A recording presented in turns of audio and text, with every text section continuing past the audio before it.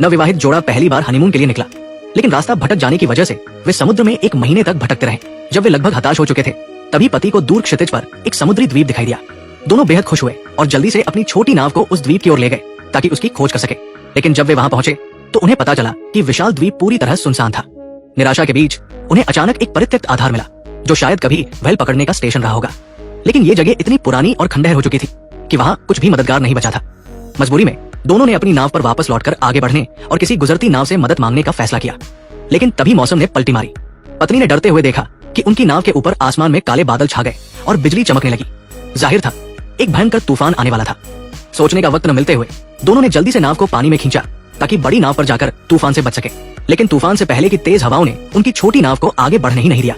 कई बार कोशिश करने के बाद हार मानकर उन्होंने उस परित्यक्त व्हेल स्टेशन में रात गुजारने का फैसला किया ताकि बारिश थमने का इंतजार कर सके। सौभाग्य से पति के पास एक लाइटर था, जिससे वे ठंडी रात में आग जलाकर गर्मी ले सके। अगले दिन सुबह बारिश रुकते ही दोनों ने जल्दी से वहां से निकलने की तैयारी की। लेकिन तभी उन्हें डरावना एहसास हुआ। समुद्र में खड़ी उनकी नौका गायब हो चुकी थी। दोनों हैरान रह गए। उन्होंने भारी लंगर डाला था, फिर भी नौका कैसे गायब हो सकती थी।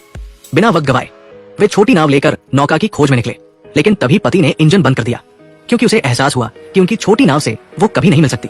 इसके बजाय उसने ईंधन बचाने का फैसला किया और चप्पू चलाकर द्वीप के दूसरी तरफ जाने लगा। वहां उन्हें ढेर सारे पेंगुइन दिखे। चूंकि पेंगुइन दक्षिणी गोलार्ध में रहते हैं, इससे उन्हें अंदाजा हुआ कि ये द्वीप अंटार्कटिका से ज्यादा दूर नहीं है। पति पहाड़ की चोटी पर चढ़ गया ताकि ऊंचाई से नौका को ढूंढ सके।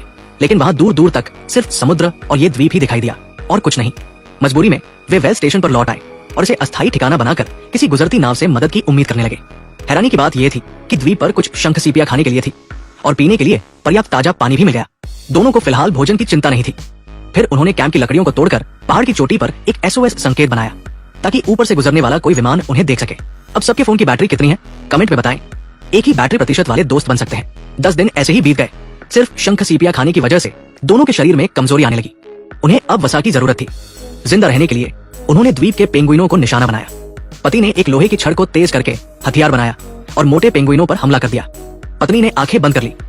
इतने प्यारे पेंगुइनों को मारना उसे गवारा नहीं था। लेकिन रात को खाने के वक्त वो पति से भी ज्यादा स्वाद लेकर खा रही थी, क्योंकि वे इस सुनसान द्वीप पर 1 महीने से फंसे थे। पेट भरने के बाद अचानक पत्नी बाहर चिल्लाई। उसने समुद्र पर एक क्रूज जहाज देखा था। ये 1 महीने में उनकी रिहाई का सबसे करीबी मौका था। पति ने जल्दी से छोटी नाव पानी में डाली और जहाज की ओर बढ़ा। लेकिन आधे रास्ते में उसे एहसास हुआ कि नाव में पत्नी गायब थी। वो द्वीप से काफी दूर आ चुका था और निराशा में टूट गया। अगले दिन सुबह पत्नी समुद्र किनारे पति को ढूंढती रही। उसे लगा कि पति बच गया और उसे छोड़कर चला गया। उसे यकीन नहीं हो रहा था कि पति उसे बचाने वापस क्यों नहीं आया। उसका चेहरा रंगीन हो गया, होंठ कांपने लगे और आंखें खाली और निराश हो गई, जैसे सारी रोशनी उनसे छिन गई हो। 5 दिन बीत गए। जब वो ये सोच रही थी कि जिंदा रहना चाहिए या नहीं, तभी उसे बाहर कुछ आवाज सुनाई दी। बाहर निकलकर देखा तो उसका पति घायल हालत में लौट आया था। दरअसल जब नाव का तेल खत्म हो गया था, तेज हवाओं ने उसे द्वीप के दूसरी ओर फेंक दिया था। पत्नी को ढूंढने के लिए वो 5 दिन तक पहाड़ पानी पार करके इस परित्यक्त व्हेल स्टेशन तक पहुंचा।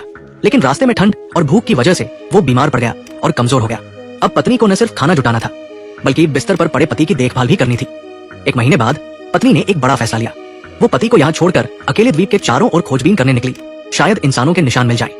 वो बैग लेकर सर्वाइवल की राह पर निकल पड़ी। उसे लगा कि उसका विश्वास उसे बचा लेगा। लेकिन कई दिन चलने के बाद भी उसे इंसानों का कोई निशान नहीं मिला। उसका मन सूखे रेगिस्तान की तरह हो गया। सारी उम्मीदें मरीचिका बनकर गायब हो गई। निराशा उसके दिल में लावे की तरह बह रही थी। उसे लग रहा था कि पूरी दुनिया ने उसे अंधेरे गड्ढे में छोड़ दिया है।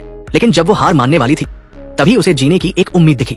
2 महीने से द्वीप पर फंसी इस महिला ने समुद्र किनारे एक लाल रंग का वैज्ञानिक स्टेशन देखा। बिना सोचे वो तेजी से वहां पहुंची, लेकिन वहां कोई नहीं था। फिर भी जिंदा रहने के लिए उसने दरवाजा तोड़कर अंदर घुस गई। अलमारी खोलते ही उसे कुछ सूखे बिस्किट मिले, जिन्हें उसने पागलों की तरह खाना शुरू कर दिया। ये महीनों में उसका सबसे स्वादिष्ट भोजन था। पेट भरने के बाद उसने साफ कपड़े पहने और बाहर का जनरेटर चालू करने की कोशिश की। सौभाग्य से वो चल गया और बिजली आ गई। अगली सुबह उत्सुकता में उसने पास का कंटेनर खोला, जिसमें एक छोटी नाव थी। उसने उसे बाहर खींच लिया ताकि किसी गुजरते जहाज को देखते ही मदद मांग सके। हालांकि अब उसके पास एक अच्छा ठिकाना था, लेकिन रात को उसे नींद नहीं आई। बाहर छोटी नाव को देखकर उसका मन शांत नहीं हो रहा था।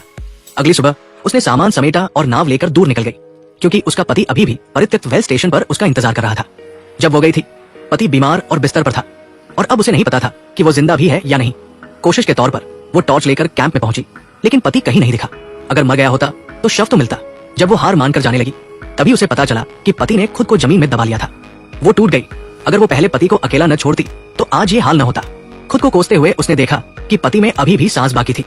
बिना वक्त गवाए उसने पति को नाव पर लादा और वैज्ञानिक स्टेशन ले गई। वहां उसकी देखभाल में पति धीरे धीरे ठीक होने लगा। 1 महीने से भी कम वक्त में वो खड़ा होकर चलने लगा। ये देखकर वो खुशी से झूम उठी। पति के साथ से उसकी अकेलापन दूर हो गया। समय बीतने के साथ पति पूरी तरह ठीक हो गया। एक दिन खाना बनाते वक्त उसे बाहर कुछ आवाज सुनाई दी। बाहर देखा तो वैज्ञानिक स्टेशन का जहाज आ रहा था। इसके साथ ही फिल्म खत्म हो जाती है।